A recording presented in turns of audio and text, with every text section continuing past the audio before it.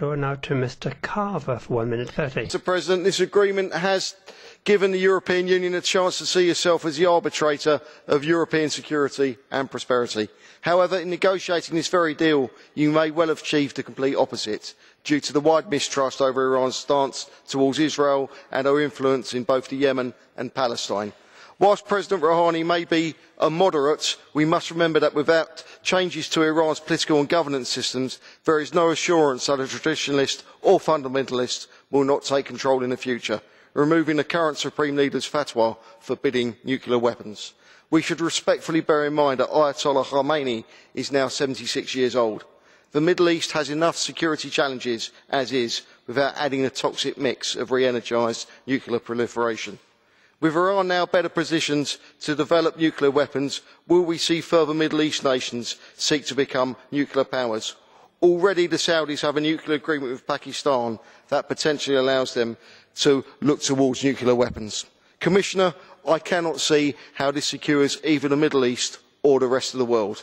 With this agreement comes responsibility, and I sincerely hope and pray that Iran uses this opportunity to start in the right direction by reassuring the world of good intentions, not least by removing her support for anti-government forces in the Yemen. Thank you. Grazie. Onorevole... Thank you. Mr. Ferrand for 1 minute. C'è una blue card, scusi. There is a blue card, excuse me, I'm sorry. Mr. JAKOVČIČ, is there a request for a blue card for Mr. Carver? Accetta la domanda? Do you accept the request for a blue card question? Yes. Ok. Onorevole Jakovic. Signor Presidente, thank you Mr. Carver to accepting my blue card. Ono što vas želim jednostavno pitati. I simply want to ask the following question. You very often criticize the European Union, but do you agree with me that this is an important success for the European Union and for the High Representative?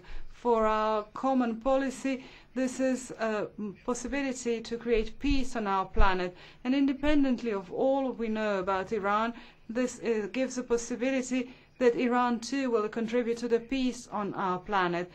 Do you agree that this is an important step for the European Union for the peace?